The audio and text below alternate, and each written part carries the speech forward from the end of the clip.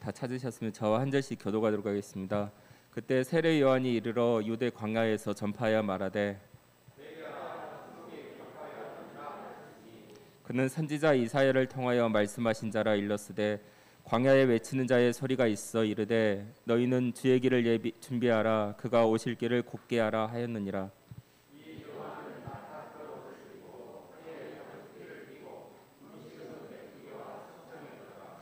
이때 예루살렘과 온 유대와 요단강 사방에서 다 그에게 나와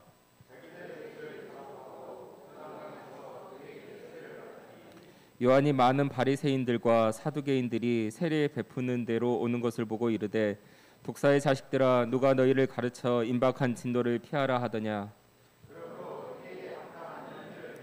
속으로 아브라함이 우리 조상이라고 생각하지 말라. 내가 너희에게 이르노니 하나님이 능히 이 돌들로도 아브라함의 자손이 되게 하시리라.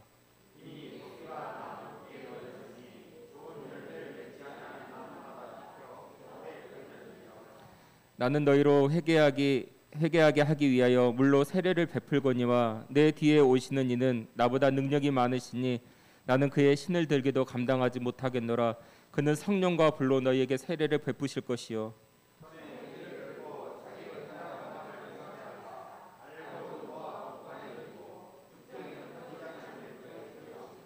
이때 예수께서 갈릴리로부터 요단강에 이르러 요한에게 세례를 받으려 하시니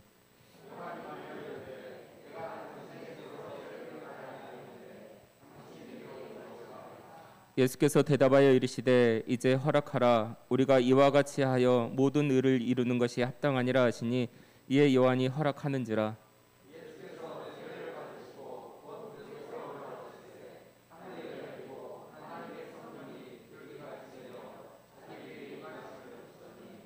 하늘로 함께 읽겠습니다.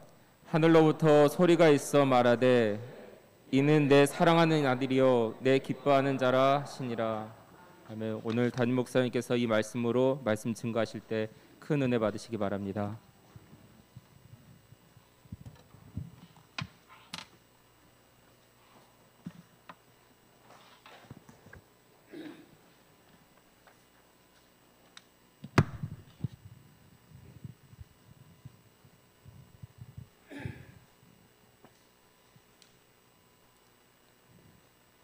아버지 하나님,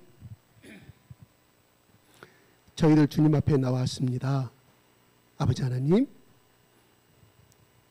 주님의 자녀들이 아버지 앞에 나왔으니 아버지 하나님, 모든 것을 주시기를 원하시고 모든 것을 행하기를 원하시고 지금 이 순간에도 하늘 문을 여시고 아버지 하나님 복 주시기를 원하시는 그 아버지 하나님께서 이 시간 여기에 참석한 주님의 자녀들 가운데 기름 부어주시고 마음에 한없는 위로를 부어주시고 아버지 하나님 모두 다 하나님의 거룩한 뜻을 깨달아 하나님 앞에 다시 한번 결단하는 시간이 되게 하시며 하나님의 거룩한 자녀로서의 삶으로 나아가는 예배가 되게 하여 축복하여 주시옵소서.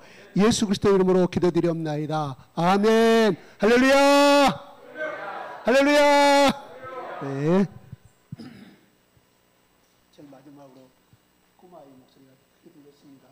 네. 네, 할렐루야. 두 손 들고 할렐루야. 네. 오늘 3장의 말씀을 한번 같이 은혜 받기로 하겠습니다. 1절에 보면은 그때 세례 요한이 이르러 유대 광야에서 전파하여 말하되 어떤 내용을 전파하여 말하냐면 회개하라 천국이 가까웠느니라 말씀합니다. 그래서 그때라는 것은 지금 보면 지난주까지 23절에 보면 2장 23절에 나사렛이라는 동네에 가서 사니 이는 선지자로 하신 말씀에 나사렛 사람이라 칭하라 하심을 이루려 함이라.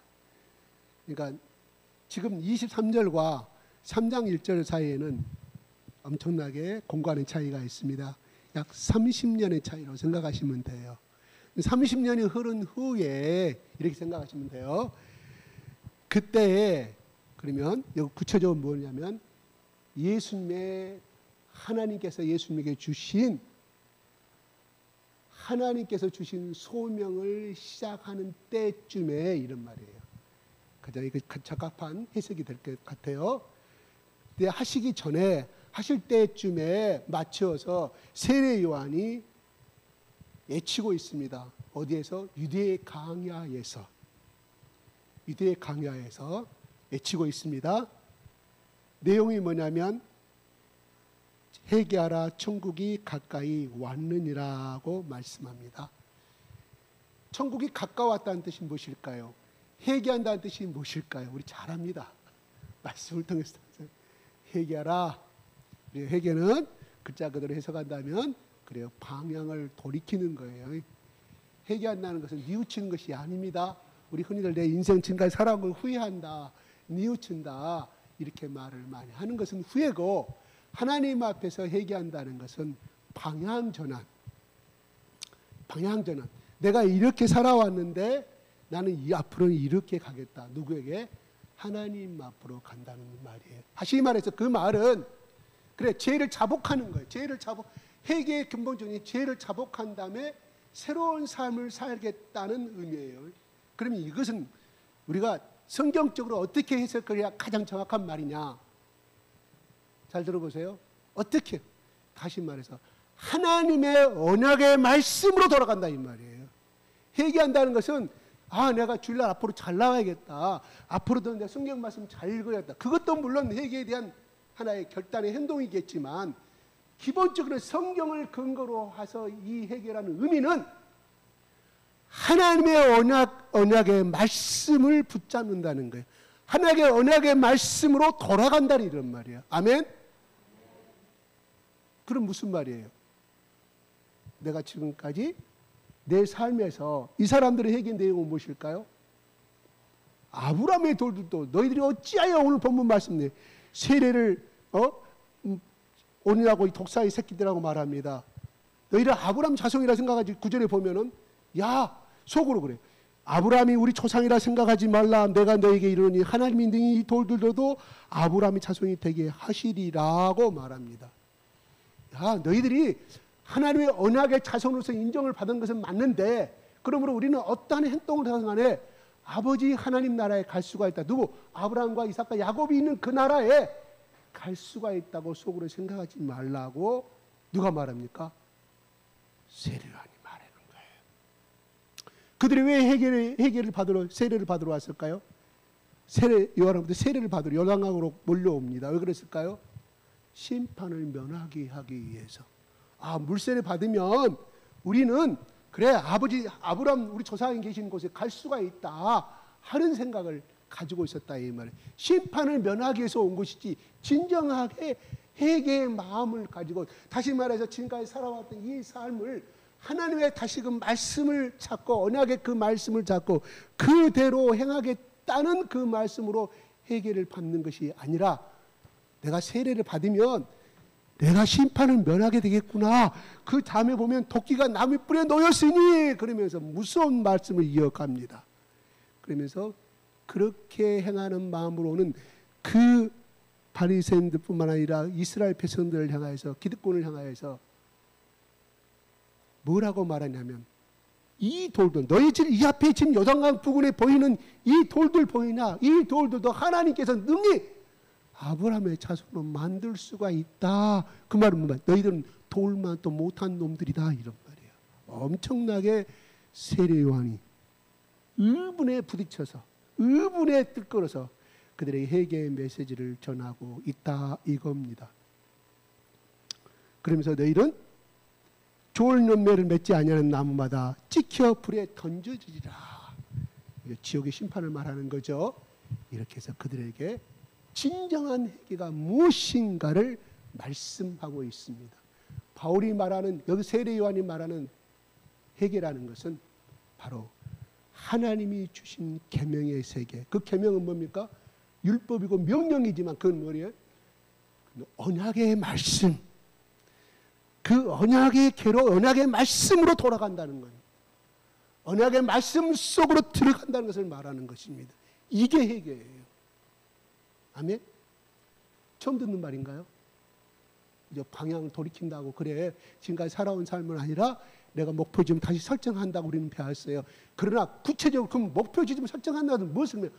하나님의 언약의 말씀을 다시 붙든다는 이 말이에요. 내가 그 속으로 내가 다시 들어감을 말합니다. 그래서 예수님이 보라, 누구는 내 음성을 듣고 나를 바라지는 내가 그 속에 먹으러 다 그는 나로 더불어 먹어 살리라. 요한복음 2장, 요한계시 3장 23절의 말씀, 21절의 말씀. 그것이 진정한 회개라, 이런 말입니다. 사울이 헷갈립니다. 다윗이 그 바세바의 여인과 나쁜 살인죄를 범하고 가른죄를 범한 다음에 그가 일주일간 금식하면서 가슴을 찢는 행위를 하게 됩니다. 베옷을 입고 죄를 뒤집어서, 그때 당시 구약에 회개하는 방법이었어요. 그런데 다윗이 행위로는 그렇게 나타냈지만 진짜 마음을 찢는 죄를 회개했다고 성경은 기록합니다. 그런데 저는 그렇게 해석을 하고 싶지 않아요. 나는 진정한 회개를 한다고 하면 바세바의 여인을 놓아줘야 한다고 생각합니다. 다시금 동침을 안 해야 한다고 생각해. 그런데 그거를 못 미려. 못해. 너무나 아름답기 때문에. 이미 몸종이 붙어버렸어요. 회개는 하되 결국은 그 여인과 살지 않아요. 글쎄요, 나는 진정한 회개라고. 진정한 회개의 의미는 그 여인과의 삶을 끝내야 되죠. 만약에 여러분들, 우리 교회는 그런 사람이 없는 어떤 남자가 바람피웠어. 본부인도 사랑하고 두 번째 부인도 너무 사랑해. 나는 저 여자하고 사랑할 수도 없고 나는 둘 다 이혼할 수가 없다. 회개하라고 본부인 이야기하면 눈물로 얘기해. 교회 가서 열심히 회개하고 돌아와. 그 여인과 관계를 끊지 않아. 그것이 회개인가요? 회개는 끊어지는 거라니까. 끊어지는 거라니까요. 제가 가끔 이야기하지만, 그래서 나음에 동침한 사람이 누구예요? 솔로몬이라니까요. 솔로몬한테 왕의 계승이 이어져 가니 압살롬이 가만히 있겠어. 본처의 자식은 압살롬이 대권을 꿈꾸고 있었는데, 그러니까 아버지를 죽이려고 대역 반란을 일으킨 거 아닙니까? 그래서 제가 하는 말이 뭐라고요? 죄는 회개하되 용서는 받되 그 행위는 뭐예요? 결과는 받아. 끊임없이 아들한테 쫓겨가. 이게 구약의 역사상에 정말 슬픈 역사고 가장 치욕스러운 역사. 그분이 누구 조상이요? 예수님의 조상이에요. 우리가 그걸 표면적으로 드러난 거 보게 되면 저거 우리가 예수라는 사람을 하나님 아들로 생각하지 말고요. 그냥 어떤 성인으로 생각합시다. 저것이 저렇게 해도 저 족보 올라가면 지게 그 증조 할아버지가 못된 짓 해가지고 어쩌고 저쩌고 손가락질 받을 집안이에요. 손가락질 받을 집안이야. 그래야 안 그래요? 우리 인간 신문사요. 오늘날 대권 후보라든가 유력한 적은 누구를 끊어버려요? 하체, 이 허리 밑에 사건을 통해서 사정없이 끊어버리잖아요. 그렇죠? 수단과 방법을 가리지 아니하고. 그렇습니다. 그런 창피한 사건을 성경은 기록합니다. 그래도 다윗을 성군이라고 그래요.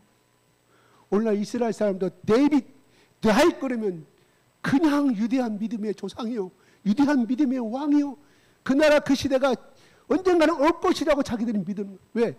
다윗 왕이 주변의 모든 국가를 갖다가 통솔하고 지배하는 그 강대국의 왕의 나라, 그 나라를 지금도 꿈꾸고 있는데 그 나라가 언제냐? 바로 그들이 찾는 메시아가 도래하는 날, 그때가 이스라엘 전 세계를 지배하는 날이라고 이렇게 이야기를 하고 있습니다. 자, 그래요. 오늘 말씀에서 보면은 세례 요한이 주장하는 핵이라는 것은 내가 지금까지 살아왔던 하나님 앞에 지약이라는 생각을 다 도로하고 토해내고 하나님의 언약의 말씀 속으로 다시 내가 들어가는 것, 퐁당 빠지는 것. 그래서 그 말은 또 무엇을 의미하느냐? 하나님의 통치를 받는 것을 말하는 거예요. 그러면서 여기서 그래서 말하는 것이 천국이 가까이 왔다. 이 말은 무슨 뜻이냐? 바로 천국을 상징하는 예수님이 이 땅에 오셔서 이제 공생애를 시작할 날이 시작이 되었음을 다윗은 요한은 선포하고 있다, 이 말입니다. 새로운 왕이 오셨는데 그분을 맞이하시려고 하면 그분이 다스리는, 여러분 우리가 학교에서 이걸 배우잖아. 한 나라가 성립이, 한 정부가 성립되려고 하면 그 나라에 주권이 있어야 돼, 영토가 있어야 돼, 법이 있어야 돼. 이게 세 가지 요소예요. 그러면 하나님의 왕이신 예수가 이 땅에 오셨는데 그분의 통치를 받고 그분의 왕으로 모시려고 하면 어떻게 해야 되느냐? 지금까지 살아왔던 모든 옛날의 왕이 다스렸던 그 습관을 벗어버려라. 그 법률을 벗어라. 율법을 벗어라. 새로운 예수를 왕을 만나려고 하면 그분이 원하는 삶의 세계 속으로 들어와라, 이런 말입니다. 그러면서 3절에 내가 지금 이렇게 말하는 것은 그냥 내가 즉흥적으로 말하는 것이 아니다. 나 세례요한이 그렇게 말한 거지. 이사야 말씀이 이미 하나님께서 이미 예언하셨지 않느냐. 3절 읽어보겠습니다. 광야에 치는 자, 시작.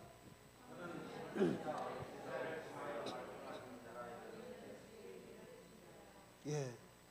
광야에 치는 자의 소리가 있어 이르되 너희는 주의 길을 준비하라. 그가 오실 길을 곧게 하라고 말합니다. 이거 이사야서 40장 3절에 나오는 말씀. 이 말은 바벨론이 포로에서 다시금 돌아오게 될 때, 70년의 삶을 돌아올 때 그분이 친히 왕이, 이스라엘 백성들의 친히 왕이 되어서 그들을 데리고 예루살렘으로 돌아오게 되리라는 이 예언의 말씀입니다. 그러니까 왕이 돌아오는데, 야 이스라엘 백성들아, 굽어진 길을 반듯하게 하고 돌이 있으면 다듬고 그 다음에 축축한 땅이 있으면 건조시키고 길을 수선하라, 이런 말이에요. 수많은 왕이, 그 왕이 수많은 이스라엘 백성들이 있고 이제 개선의 승진가를 베풀고, 물론 포로의 삶이었지만 70년의 포로의 삶을 청산하고 다시금 예루살렘 왕궁으로 입성하는 데 있어서 이스라엘 백성들아, 너희들은 왕이 들어오는 데 있어서 마음의 준비를 하라. 이 말은 결국은 무슨 말이에요? 그 당시에 로마의 황제나 로마의 장군이 그 지방을 방문하게 될 경우는 일주일 전부터, 또한 한 달 전부터 로마의 군사들이나 또한 식민지를 포로로 잡았던 그 사람들 통해서 도로를 닦게 하고, 그래서 황제가 이 길을 지나가는데 아무 문제가 없게끔 그런 풍습이 있었습니다. 그래서 그거를 마태는 이사야 그 말을 인용하면서 이 시대에 그 당시에 살고 있는 식민지, 로마의 식민지에서 살아가는 그 세례받으러 오는, 회개의 세례받으러 오는 그들에게 바로 이사야서 말씀을 통해서 전해주고 있다, 이 말입니다. 비록 이거는 바벨론의 포로에 다시금 70년의 포로의 삶으로 돌아오는 것을 말하고 있지만, 더 나아가서는 신약에서는 예수 그리스도를 예표한 것이 바로 이사야서 40장 3절이라는 것을 마태는 말씀하고 있다, 이 말입니다. 마태가 이거를 기록할 때, 이 장면을 봤을 때 그는 이것을 알았을까요? 몰랐습니다. 어떻게? 그는 예수를 만나기 전의 사건이거든요. 몰랐어요. 그가 예수를 만나고 예수님이 하늘로 올라가신 다음에 보혜사 성령이 그 속에 임하시사 그에게, 이사야서 40장 3절은 우리가 단순히 바벨론 70년 가운데 포로로 돌아오는 그 길을 예언한 것이 아니라 바로 500년이 흘러서 예수님의 메시아, 하나님의 아들 메시아가 돌아오는 예언의 메시지가 함축되어 있었다는 것을 그때서 깨달은 거예요. 언제? 예수님의 보혜사 성령을 받은 후에. 예수님 따라다니는 그는 몰랐어요. 4절에 봅시다. 세례 요한은 모습이 어떤 사람이었을까요? 영이 시작.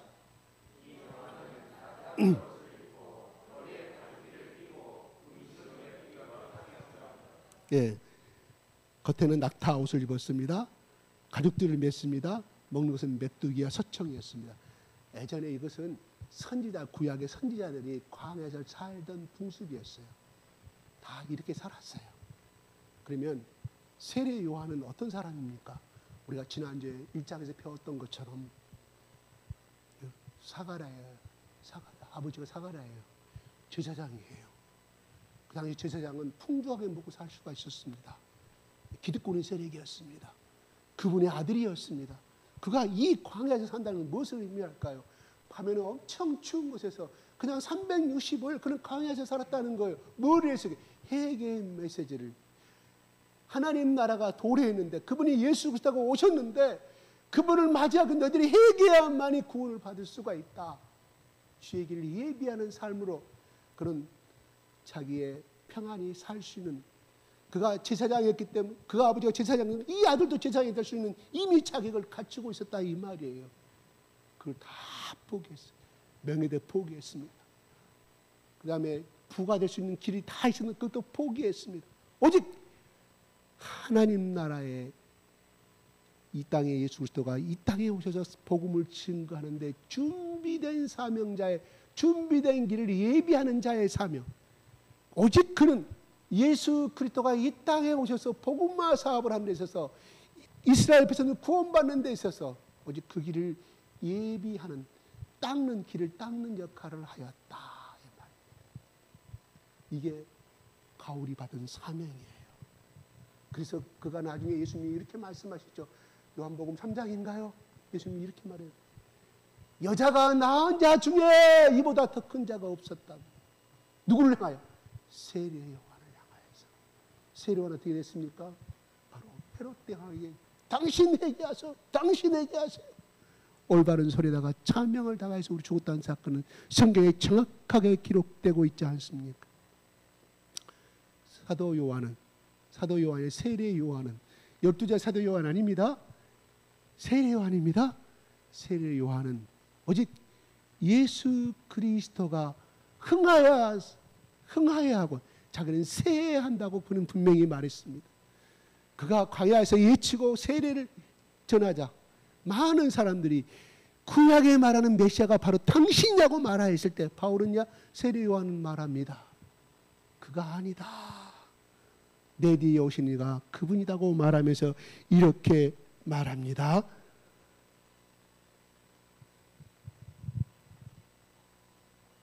그러면서 12절 한번 볼까요? 11절에 시작.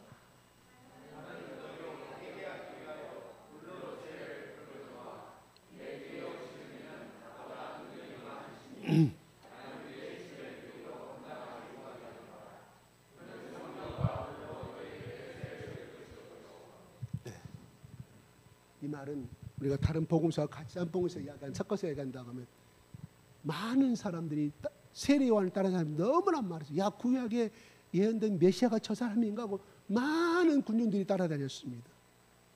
그의 삶과 그의 말이 너무나 정확했기 때문에 청년결백하고 하나님의 선지자의 삶으로 너무나 눈에 띄는 그런 삶으로 살아갔기에, 그래서 많은 사람들이 그분이 메시아다, 저분이 메시아다고 생각할 때 그것을 알고 세례 요한이 말하는 거예요. 나는 단순히 물로 세례를 주는 그냥 예수 그리스도를 만나게 하기 위해서, 너희들이 예수 그리스도를 만나게 위해서는 해결을 해야 되는데 단순히 나는 물세례만 줄 뿐이지만 그분은 내 뒤에 오시는 이는 나보다 능력이 많은데 어떤 능력이냐? 불과 성령과 불로 주는 능력을 가지신 분이다. 그러면서 나는 너희들과 똑같은 인간일 뿐이라고 말하면서 예수 그리스도를 높이는 것이 나와요. 그러면서 이렇게 말합니다. 나는 그의 신을 들기도 감당하지 못하겠노라. 이 말이 무슨 뜻일까요? 나는 그의 신을 들기도, 그 당시에 귀족들과 주인들과 대감들을 위해서 어떤 방으로 들어간다거나 어떤 행차를 할 때 노예들은 그 주인의 신발을 옆에도 들고 가는 풍습이 있었어요. 하층민의 노예들 말합니다. 그러니까 무슨 말이에요? 제일 하층민들이 그 삶을 살았어요. 그런데 그 하층민들의 노예보다 바울은, 사도 요한은 그 사람들보다 나는 못한 신분이라고 말해주겠다. 그들 노예보다 나는 더 그 신을 들 수도 없는 자격이 있다. 신을 들 수 있는 자격도 없다. 이런 말이에요. 세례 요한은 하나님 앞에, 예수님 앞에 자기가 살아가야 할 분명한 위치와 목적과 포지션을 알았다. 이런 말이에요. 그래서 우리는 세례 요한을 겸손한 사람이라고 이야기합니다. 누구든 어떤 사건이든 어떤 일이 됐든, 특히 오스카상, 아카데미상 받을 때 자 주연이 되기를 원하지 않습니까? 여러분, 끝까지 2류, 3류, 4류로 살아가는 영화배우 인터뷰한 거 한번 봐보십시오.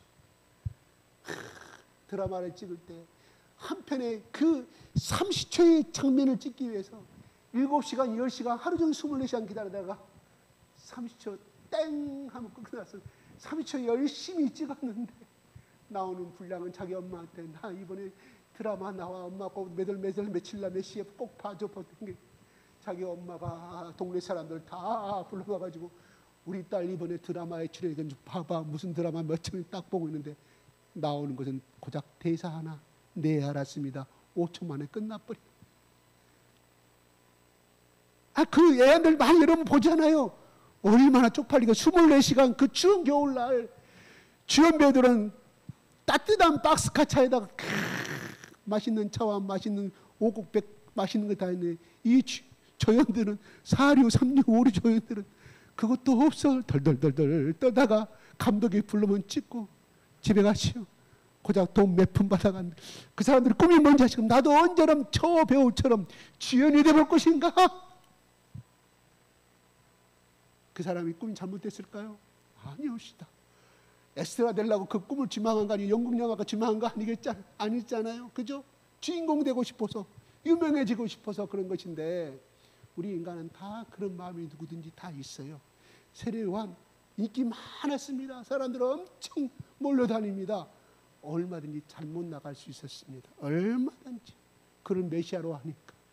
그가 만약에 조금만 방향턴만 잘못했다고 하면 조금만 틀었다고 하면 그와 그의 속에는 얼마나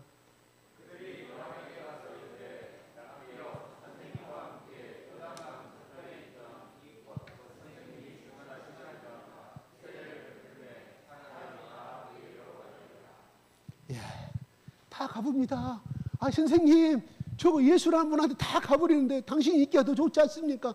그때만 해도 예수보다는 예수라는 사람이 인물이 없었던 사람이 인기가 없었던 사람이에요. 얼마나 세례요한이 활동한 다음에 예수님이 나타나시는가는 성경에 나오지 아니하면 적어도 예수님이 등장하기 전까지는 적어도 세례요한이 탑이었단 말이에요. 그 당시 스타일 스타. 세례요한이 그렇게 말하잖아요. 세례 몇 분 다 거기 가다가 그러니까 그 다음에 27절에 보면은 28절에 보면 나는 흥하였고 그는 흥하였고 나는 새하리라고 말을 해요.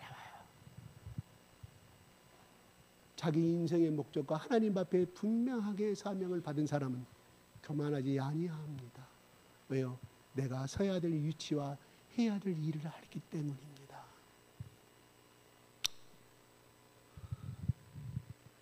마태복음 13절 한번 읽어볼까요? 13절 시작. 3절 14절 이때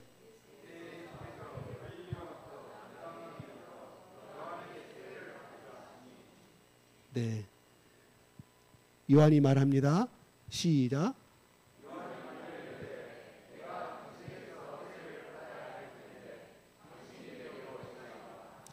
예수님 대답이 뭐라고 한가? 시작.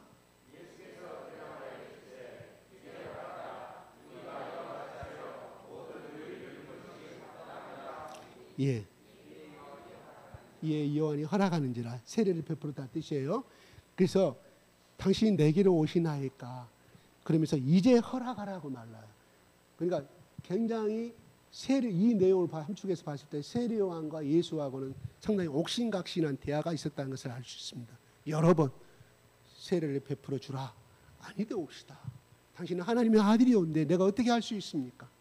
아니옵시다. 이렇게 계속하여 서로 기브 앤 테이크가 계속 이루어진 것 같아요. 세례요한은 간곡하게 나는 할 수가 없다고 말합니다. 그러니까 이제 허락하라. 이제 허락하라고 말. 뭔 말이에요? 이 대화 속에 이제 허락하라 이 말 속에는 수많이 한쪽은 세례 머리를 내밀고 한쪽은 나는 할 수가 없습니다. 하나님한테 당신을 내가 어떻게 할 수가 있습니까? 계속해서 밀고 당기는 대화가 있었음을 우리는 압니다. 요한이 허락합니다. 그래서 16절에 시작.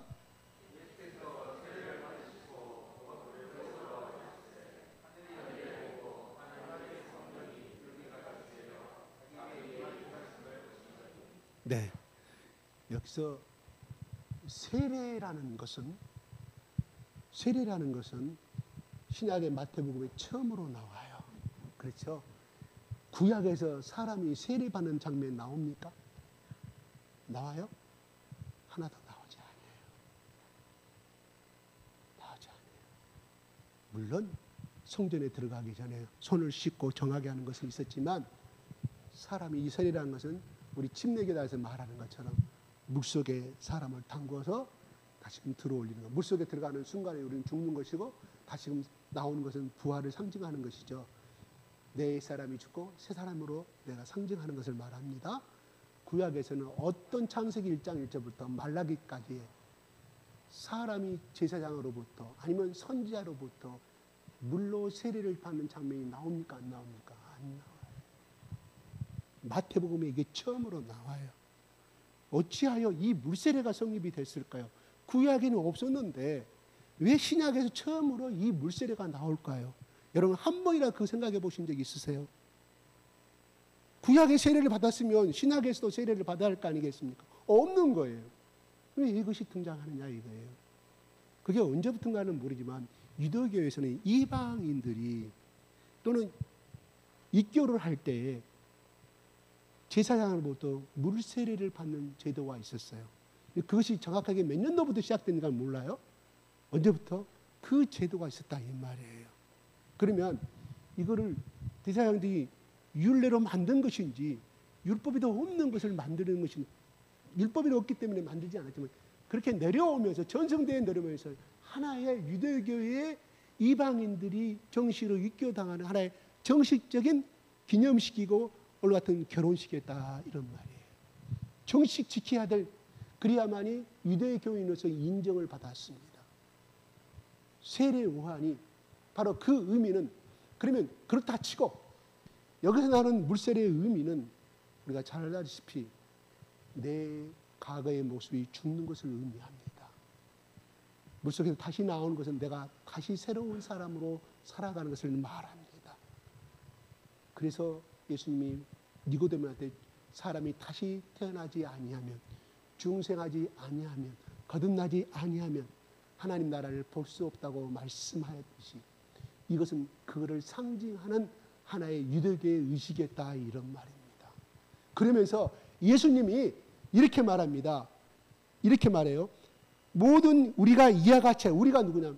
당신 세례와 세례요한과 나와의 모든 일을 이룬 이와 같이 우리가 함께하여 모든 일을 이루는 것이 합당하다. 모든 일은 뭐냐면 하나님이 정하신 선한 행위, 하나님이 인정하신 행위를 상징하고 있습니다.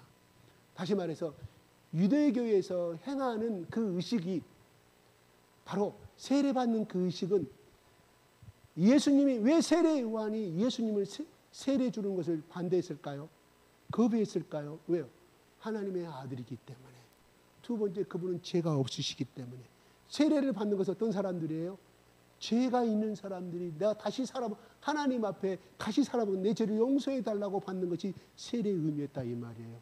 그러면 예수님은 여기서 해당돼야 안 돼요? 해당된 사항이 아니기 때문에 세례를 받을 필요가 없다고 말합니다. 근데 예수님은 똑같이 이 세례를 행했다는 것은 세례를 받았다는 의미는 무엇이냐? 죄인들과 같이 똑같이 행하셨다.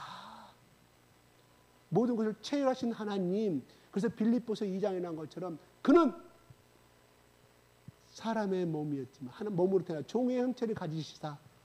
똑같이 우리와 같이 행동하셨다고 빌립보서는 기록하고 있습니다.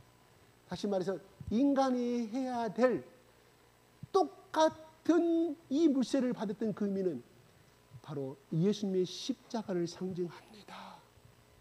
뭐라고요? 앞으로 일어날 고다 언덕의 십자가를 상징한다니까요. 자, 얼른 생각이 안 납니다. 요한복음입니다. 예수님 십자가 예루살렘에 올라갑니다. 우리 잘 아는 것 같이 예수님 두 제자가 나 좌의정 우의정 국무총리 시켜달라고 이야기하잖아요. 예수님 그때 뭐라고 말씀하세요? 너희가 내가 마시는 잔을 마실 수가 있고 내가 지는 세례를 너희들이 받을 수가 있느냐고 말합니다. 거기서 세례란 말이 나와요. 예수님이 다시 말씀드려서 이 세례 요한으로부터의 물세례를 받는 것은 모든 인간을 대신하여 죄인들과 똑같이 죄를 뒤집어 쓰고 죽었다가 다시 살아남으로 인한 그 상징적인 십자가를 예표하는 것, 부활을 상징하고 있다 이런 말입니다. 십자가에서 죽지만 다시 살아남을 상징하고 있습니다. 그래서 마가복음 15장 38절부터 39절 한번 넣어보실랍니까?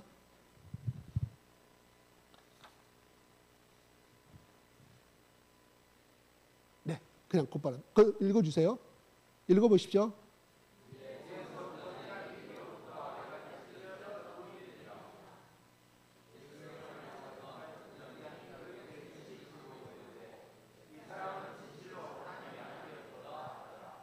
네. 그래요.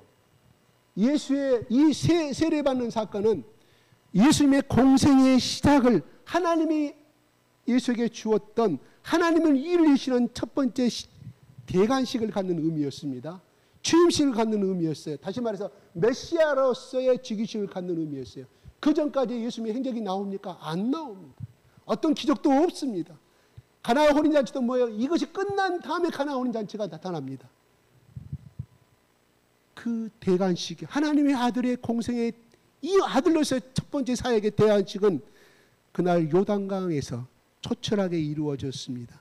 그날 그 시각에 예수님의 사역은 시작이 됐다 이런 말이에요. 어떻게 할 수 있느냐? 첫째가 예수님께서 세례를 받으신 다음에 어떤 사건이 벌어졌습니까?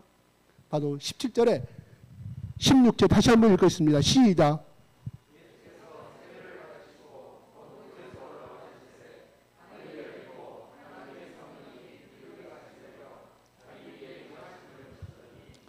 세 가지가 나옵니다. 정확하게 마태는 그 장면을 정확하게 이루었습니다. 하늘이 열렸다. 세례를 끝마치고 강둑으로 요한강으로 나왔을 때 이야기예요. 하늘이 열렸습니다. 두 번째, 성령이 비둘기같이, 요거 비둘기같이 비둘기가 이렇게 쳐가지고 내려왔다는 것인지 성경은 학자들 간에 주석 찾으면 복잡하게 되어 있어요. 그냥 그 생각하지 마시고요. 그냥 성령이 비둘기같이 내려왔다. 이거 네가 오냐 내가 오냐. 성령이 내려올 때 이렇게 내려왔다는 말인지 여러 가지 해석이 있어요. 근데 마태는 정확하게 좀 기록하지 성령이 그냥 비둘기같이 내려왔다고 정확하게 이야기를 합니다. 그냥 여기서 더 생각을 말게요. 세 번째, 어떤 것이 있어요? 하늘에서 내 사랑하는 아들이여 내 기뻐하는 자라 세 가지의 현상을 마태는 기록하고 있습니다. 그런데요, 여기서 보면요, 올라오실 때에 하늘이 열렸다고 그랬습니다. 하늘이 열렸다. 그 무슨 말이에요? 하늘에 문이 열렸다니 문이 있다는 뜻이잖아요. 문이 있다는 뜻이에요. 계시록 4장에 진짜 나와요. 사도 요한이 하늘에 문이 열렸다고 나와요. 하늘에 문이 열리니.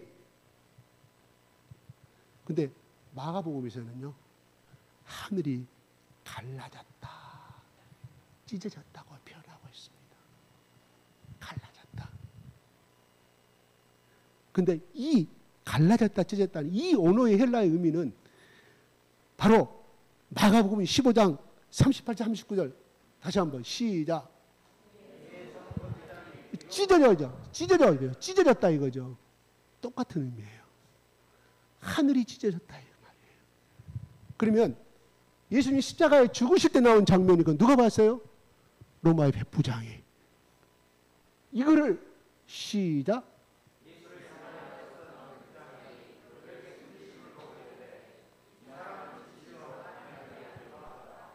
백부장이 봤다 이 말이에요. 성전 옆에서 그거 있었던 거지 보고 있었던 것인지, 예수님이 향하에서 있었는데 예루살렘 성전 쪽에서 있었는데 휘장이 찢어짐을 봤다 이 말이에요. 뭔가 성경의 이 백부장은 예수님이 살아생전에 뭔가를 만났던 사람이었다 이 말이에요. 그러니까 이것을 마가라는 사람이 기록하지, 예수님을 모르는 사람이었으면, 이 백부장이 예수님을 안 만난 사람이었으면 이건 기록할 필요가 없는 거예요. 이름은 기록하지 않고 있다 이 말이에요. 적어도 예수님이 살아생전에 예수를 만났던 사람인데 그분도 긴가만가 했는데 아니 휘장이 갈라진 것을 보고 진짜 저분이 하나님의 아들이었구나 하고 말합니다. 여러분, 갈라졌다 찢어졌다는 이런 의미는 이 헬라에 갖고 있는 그 의미라는 것은 다시는 닫히지 않냐고 계속 열려있는 상태의 의미를 가지고 있습니다. 이 언어의 뜻은, 원문의 뜻은 계속 열려있는 상태다. 다시 말해서 온상복귀 될 수가 없다. 여러분, 휘장이 찢어졌는데 온상복귀 될 수 있을까요? 황소 3마리, 5마리, 말 10마리가 달라고 양쪽을 해야 그것이 찢어진 그런 엄청난 힘을, 몇 톤의 힘을 가지고 있는 등 다시 복귀될 수가 없었다. 그래서 그 휘장이 갈라졌던 하나님과 우리 인간이 직접 만날 수 있는 예수 그리스도의 보혈의 피로 직접 만날 수 있는 길이 열렸다. 이렇게 히브리서 4장 16절에 기록하고 있습니다. 다시 말씀드려서 예수님이 십자가에 죽으면서 우리들에게 새롭게 하늘문이 활짝 열리게 됐다 이 말이에요. 다시 말해서 예수님이 세례를 받으면서 이미 열렸다 이런 말입니다. 그 증거로 이미 세례 받을 때 하늘문이 찢어지고 열려져 있는데 그 증거로 우리 인간이 발생하신 예수님 십자가에 죽으실 때 성소의 휘장이 찢어졌다. 다시 복구될 수 없는 휘장, 영원한 우리가 하나님 앞에 나가신 대사장의 길을 열을 예수님께서 하셨다는 것을 우리는 잘 알고 있습니다. 그렇습니다. 그러므로 우리는 하나님 앞에 언제든지 이 은혜의 보좌 앞에 예수 그리스도의 보혈의 피에 의지하여서 우리는 의롭게 됐기 때문에 언제든지 골방에서든지 직장에서든지 차 안에서든지 우리는 곧바로 열린 하늘을 향하여 하나님을 맞대고 성령에서 주시는 힘으로 말미암아 기도할 수 있는 길이 열렸다 이런 말이에요. 할렐루야.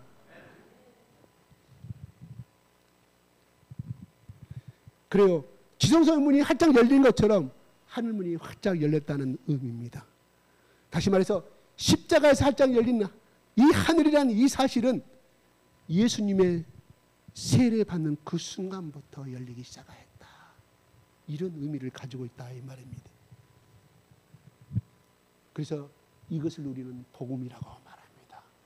이것을 우리는 기쁜 소식이라고 말합니다. 여러분, 성령의 비둘기는 뭐예요? 평화, 순결, 거룩함을 상징하지 않습니까? 바로 이 거룩한 성령님 오셔서 메시아라서 신분을 증거하신 것, 기름 부어주신 것. 그래서 기름을 부을 때 어땠어요? 기름 부으신 사건이 성령의 예수님 앞에 임하셨다. 그래서 왕을 구약시대 때 왕을 임명할 때는 반드시 대제사장이 기름을 부었잖아요. 왕으로서의 인정을 받는 사건이었다 이런 말입니다.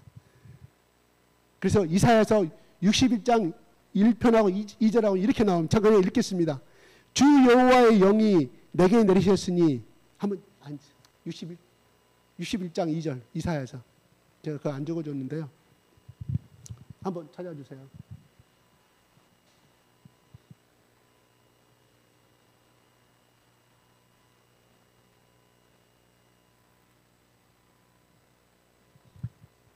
시작.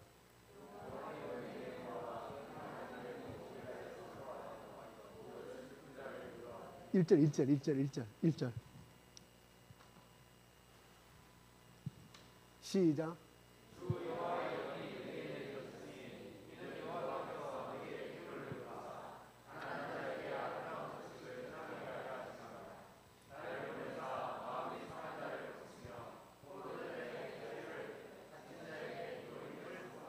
예, 주 여호와의 영이 성령을 상징하죠.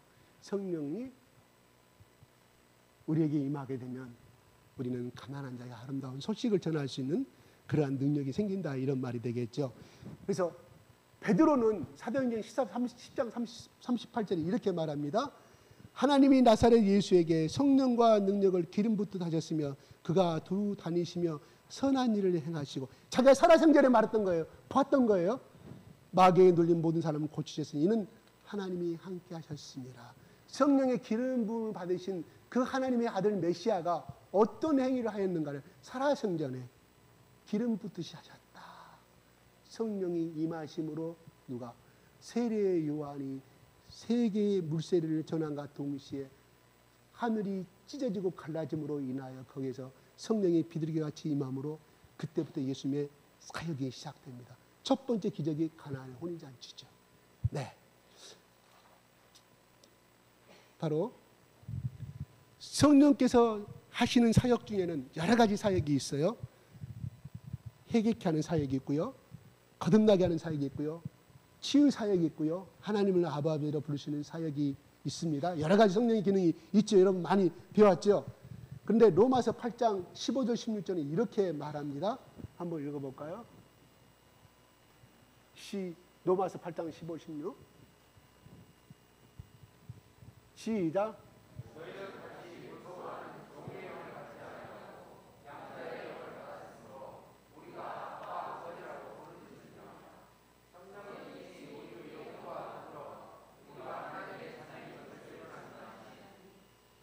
네. 성령은 우리가 하나님의 아들임을, 자녀임을 말하고 있고요. 하나님의 자녀인 것을 증명한다. 누가? 성령이.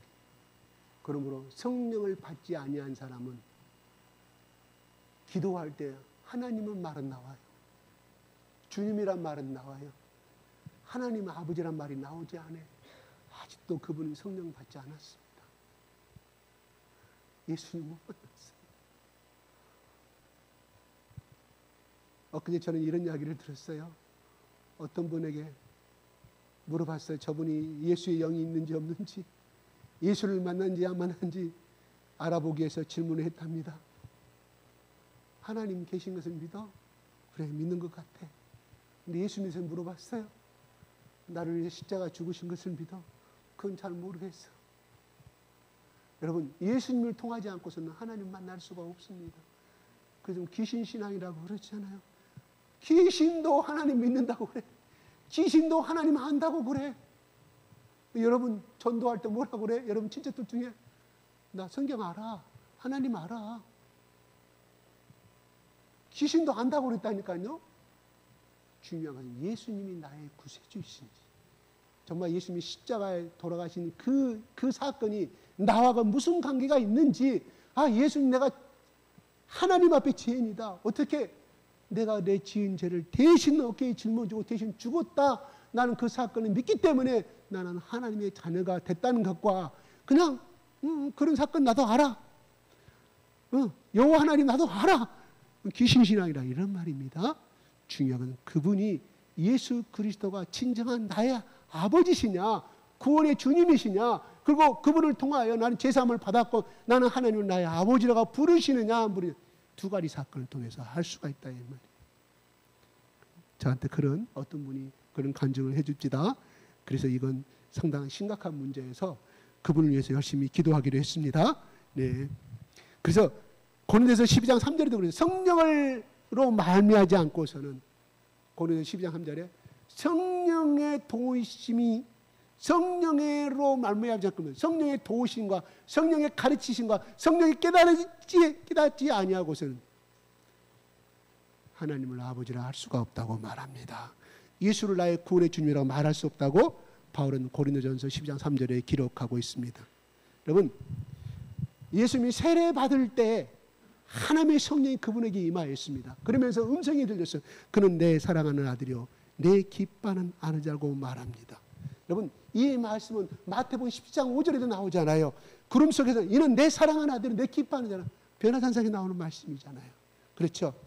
바로 세례 받을 때 사건을 요약하면 하늘이 열렸어요. 그 다음에 성령이 비둘기같이 그 위에 내려왔고, 그 다음에 하나님의 음성이 들은 내 사랑하는 아들이라고. 이 세 가지 사건, 이 세 가지 사건이 바로 마태는 왜 이것을 기록하고 있을까? 바로 유태인 백성들아, 이분이 바로 이 세 가지 사건을 통한 내가 목격한 바다. 그러므로 그분이 구약에 예언된 메시아다, 하나님의 아들임을 나타내주고 가르쳐주기 위해서, 인식시키기 위해서 이 사건을 기록하고 있다, 이런 말입니다. 그러면 오늘날 그것이 유대인들만 해당되는 사항입니까? 오늘날 우리에게도 만약에 세종대왕이 압록강에서, 한강에서 이렇게 세례를 받았어. 어떤 선교사에 의해서. 네? 그래서 이 음성이 들렸어. 하고 세종대왕 왕조실록에 기록이 돼서 우리는 그걸 믿을 거예요. 여러분, 왕조실록에 나온 거 다 믿지 않아요. 여사의 사실 고증이니까. 성경에 나온 것은 안 믿어. 근데 만약에 이 세종대왕이 이렇게 역사를 일으켰다고 하면, 이 기록이 됐다면 다 믿어. 이거 왜 그럴까요? 왜 그럴까요? 왜요? 우리가 믿는 것은 보이지 않는 하나님을 믿기 때문에. 세종대왕이 한글을 만들었다. 그 다음에 세종대왕이 태정태세 조선 왕조 4대 왕이었다. 적어도 국사를 배운 초등학교 3학년 이상 애들한테 그 사건을 물어보면은 다 알아. 다 믿어. 인식하고 있어요. 그런데 성경에 기록된 이 예수님의 사건에 대해서 똑같은 인간이 기록했는데 안 믿어. 이게 육에 속한 사람과 영에 속한 사람의 차이예요. 그래서 바울은 성령에 인치지 아니하고서는 하나님을 아버지라 부를 수가, 예수는 나의 구세주라 부를 수가 없다. 이게 세상의 지식을 아는 것과 성경에 쓰여진 것을 내가 마음에 영접하는 것, 다른 차이점이 종이 한 장 차이인데, 중요한 것은 영원한 세계에서 죽은 다음에 영원한 영생이 있는데, 한 사람은 영원한 영생의 지옥 속에서 살게 될 것이고, 한 사람은 그 스테판이 봤던 8장 29절인가 사도행전, 바울도 봤어. 스테판도 하늘이 열리고 하나님 보좌 우편에 서신 하나님을 바라보고 예수 그리스도를 바라보는 하늘이 열렸다고 기록하고 있어요. 누가? 스테판이. 그것을 본 사도행전 저자가 정확하게 기록하고 있어요. 무릎을 꿇고 와 보라 하늘 문이 열렸다. 스테판이 눈이 보이는 거예요. 여러분, 하늘 문이 열렸다는 것을 무엇을 말할까요? 스테판에게 하나님 앞에 죄가 없는 자이시다. 하나님 앞에 죄가 없는 자가 하늘을 볼 수가 있습니다. 여러분, 내 세상의 욕심과 세상의 그런 모든 것에 살기 위해서 파묻힌 사람은 하늘 문이 보이지 않아요. 땅의 문은 보여요. 그러니까 항상 답답하고 두렵지. 두려워. 하늘 문이 막혀버리면 두렵다 이 말이에요. 두려운 삶으로 살아가지만 하늘 문이 열리고 살아가는 사람은, 그걸 보고 살아가는 사람은, 왜?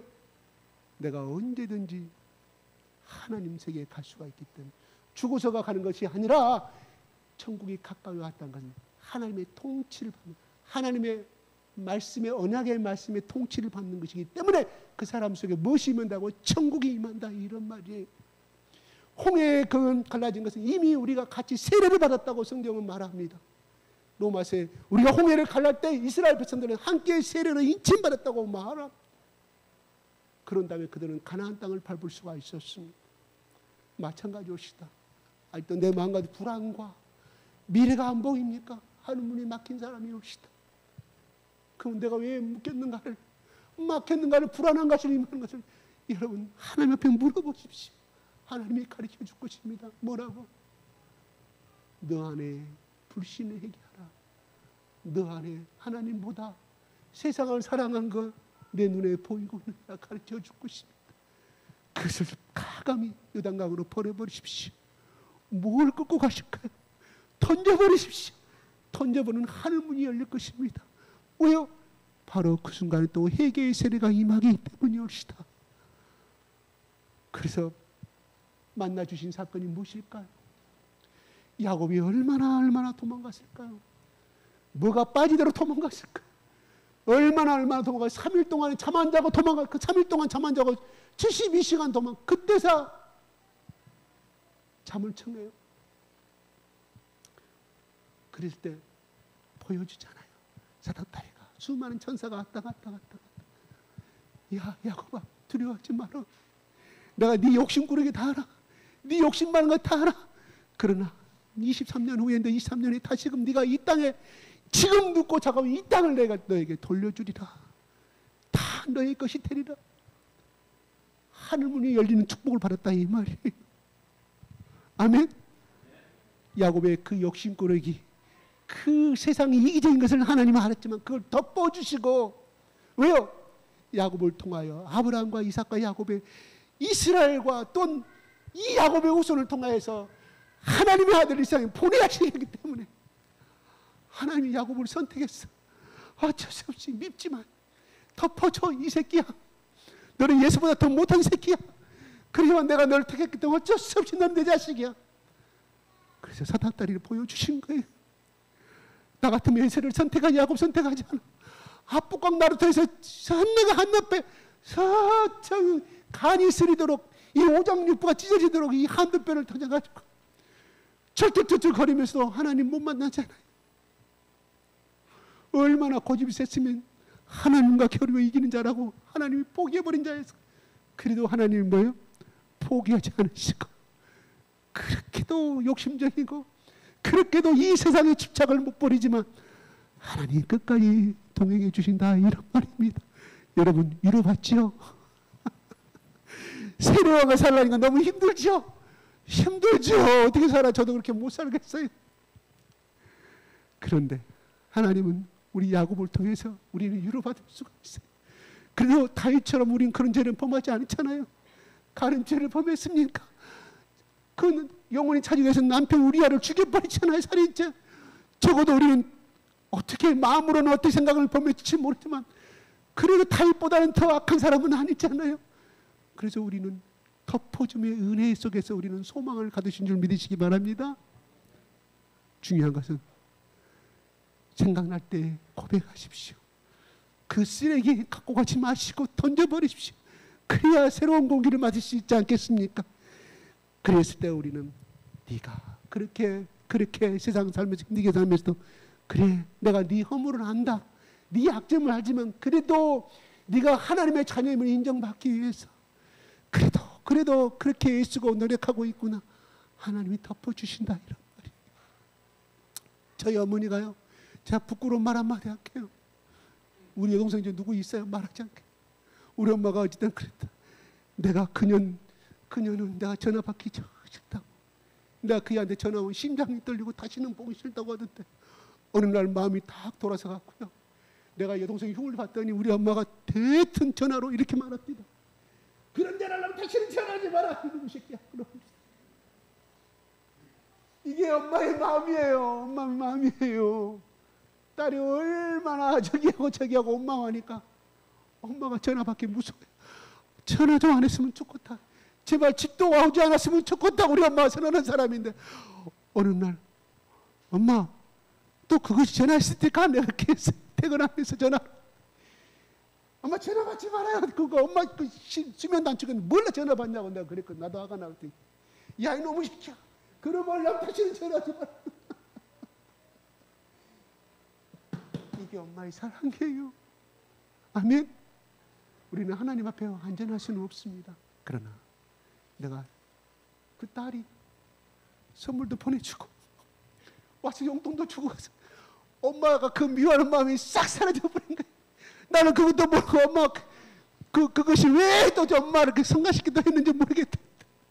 내가 대했던 욕을 바가지로 얻어먹었으니 이게 엄마도 그럴 건데 자기 사랑하는 아들 예수 그리스도를 죽이시면서까지 십자가에서 그 사랑에 의해 하나님이 어찌하여 우리가 눈물 지금지금 참고 내가 가슴을 치지 않고 내가 옷을 찢지 않아도 하나님 내가 잘못했습니다 무릎 꿇고 있을 때 어찌하여 하나님이 용서해 주지 않을까요?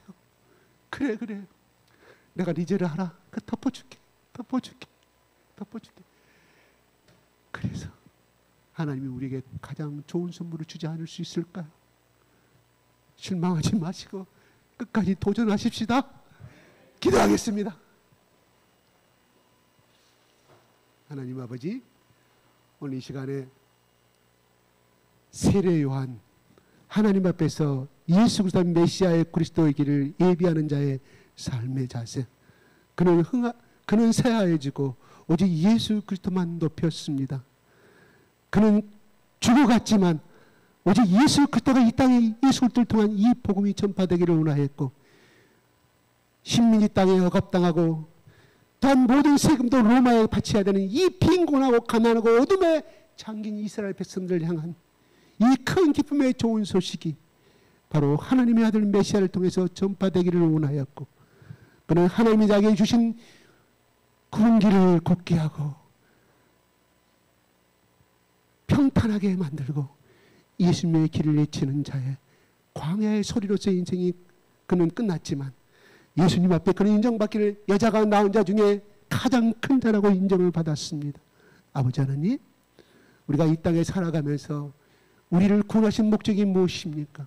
바로 하나님과 예수님께 영광을 돌리는 삶, 하나님이 우리에게 원하시는 그 언약의 삶을 지키고 언약 속에서 살아가는 삶이 되기를 원하시게 하기 위해서, 그 길을 가게 하시기 위해서 우리를 부르신 줄로 믿습니다.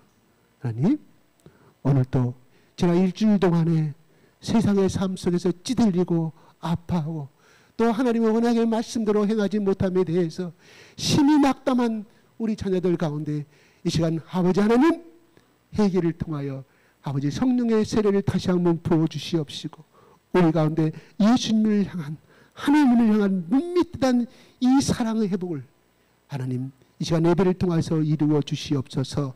감사와 찬양을 돌려드리며 우리 예수 그리스도 이름으로 기도드리옵나이다. 아멘.